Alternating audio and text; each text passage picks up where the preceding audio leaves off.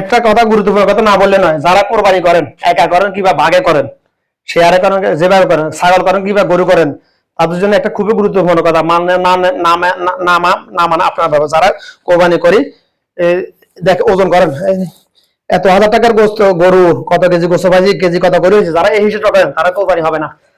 গোস্ত হালাল তাদের জন্য, তবে কোরবানি বিনিময় পাবেন না আল্লাহর দরবারে। হাসরের দিন এটা বিনিময় পাবেন না, গোস্ত হালাল।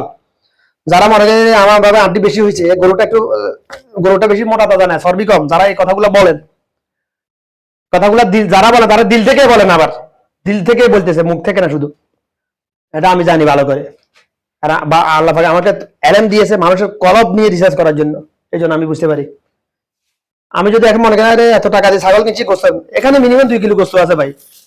ওজন, যারা ওজন করে, গোস্ত ওজন করে, যারা কমেন্ট করে বাঘ হবার পরে, আমার বাঘে হাড্ডি বেশি আসছে, আমার বাঘে চর্বি বেশি আসছে, কেজি মারা কিনলে তো 50 কেজি গোস্ত আইতাম, এখন হাজি মাত্র 30 কেজি। যারা এই কমেন্ট গুলো করে তাদের কোরবানি কবুল হবে না আল্লাহর দরবারে। গোস্ত খাওয়া হালাল, গোস্ত হারাম না। আল্লাহর নাম নিয়ে জবাই করা, আল্লাহু আকবার, শুধু আল্লাহু আকবার বলি যদি যে পশু জবাই করা হবে, যে ফাঁকি জবাই করা হবে, যে ফাঁকিকে গুলি করা হবে শটগান দিয়ে, ওই ফাঁকির গোস্ত খাওয়া হালাল, ওই পশুর গোস্ত খাওয়া হালাল, গোস্ত খাওয়া হালাল, তবে নিয়তের কারণে বিনিময় পাবেন না আল্লাহর দরবারে, শুধুমাত্র নিয়তের কারণে। যাদের নিয়তের মধ্যে শয়তান এই উল্টাপাল্টা চিন্তা ভাবনা গুলা ঢুকায়, তাদের মুখ থেকে কথাগুলো বের হয়। আর আফসোস, প্রায় 14 বছর আগের কথা বলতেছি, 14 বছর আগের কথা। কোরবানি করতাম বাঘে আমরা সবসময়। আল্লাহ পাকের রহমত দেখেন, দোয়া করছি, সাথে সাথে কবুল করিয়ে এলেছে আল্লাহ। বাঘ করছি কোরবানি, আমার প্রায় 13-14 বছর আমি যে পশুর গায়ে হাত দিচ্ছি, ওই পশুটা কিনে হয়েছে, আমরা 4 গিরি 5 গিরি মিলে কোরবানি করছি। তবে আমি যে পশু পছন্দ করছি ওটাই কিনা হয়েছে, ওটা বাইরে অন্য কোনো পশু কিনা হয় না, কারণ আমার পছন্দটা ছিল ওইরকম উত্তম, এই জন্য ওটা কিনা হয়তো। তো কোরবানি করলাম, তরাজু মিজান ঝুলাইলাম, গোস্ত একটা একটা করে ভাগ করলাম, একটা একটা করে ভাগ করলাম, মিজান ঝুলাইলাম, মাপলাম, মাপি দিলাম, ঘরে গেল, বিকালে বলতেছে আমার বাগে হাঁটি গেছে। এখন যাতে আমার সাথে আমাকে সহযোগিতা করছে, মানে বাঘ বসানোর জন্য, মাপার জন্য, হ্যাঁ বলতেছে কথাটা, তাহলে কোরবানি সবার কোরবানি বরবাদ। নিয়ত করছি ওই দিন আল্লাহ আর বাকি জীবন আর কোরবানি করাই না, আর আল্লাহ করা নেই।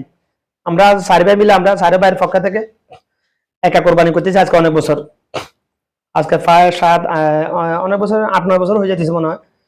আমরা একা 4 ভাই মিলে কোরবানি করি। এখন আমি কোরবানি একা করি না কেন, একা করাটা উত্তম, এই জন্য আমি 4 জনের সাথে করি না। তার মানে এই না যে আমি ওদের সাথে করবো না, এরকম না। উদ্দেশ্য আমি একা করাটা উত্তম। ছাগল করো, গরু করো, তবে ছাগল করাটা সুন্নাতে আসছে। আমার রাসূল সারা জীবন ছাগল দিয়ে কোরবানি করছে, তখন তো গরু ছিলই না ভাই, গরু।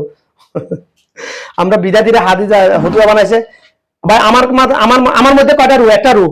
আমার উপর যদি কোরবানি ওয়াজিব, একটা রুয়ের পরিবর্তে একটা রু কোরবানি করা ওয়াজিব। একটা রুয়ের পরিবর্তে 7টা রুয়ের 7 জনে যদি বাঘে কোরবানি করে, 5 জনে বাঘে কোরবানি করলে 5 জনের মধ্যে 5টা রু না, 5টা রুয়ের পরিবর্তে একটা রু কোরবানি দিলে কোরবানিটা কিভাবে জায়েজ হবে? আমার কবুল হবে? কোরবানি হিসেবে কবুল হবে না, কোরবানি আদায় হবে না, ওয়াজিব আদায় হবে না। মানলো মানো আর না মানো, হাদিসের উপর তাহকিক করে বলতেছি আমি ওজিনের হাদিসে এভাবে ডাইরেক্ট বলছে, হাদিসের উপর তাহকিক করে বলতেছি। আমার উপর আমার জান একটা জানের বিনিময়ে আমার উপর যদি কোরবানি ওয়াজিব হয়, আমার একটা জানের বিনিময়ে একটা জান আল্লাহর নামে কোরবানি দিতে হবে, আল্লাহর কাছে যাবে শুধুমাত্র রুটা, এই গোস্ত যাবে না।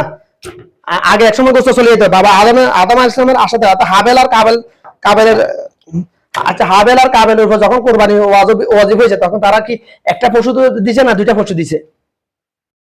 2টা পশু 2 জনে দিয়েছে, একজনেরটা আদায় হয়েছে, কবুল হয়েছে, একজনেরটা কবুল হয় না। যারটা কবুল হয়েছে তারটা জ্বালিয়ে দিয়েছে, যারটা আদায় কবুল হয় তারটা ফসে গলে মরে গেছে।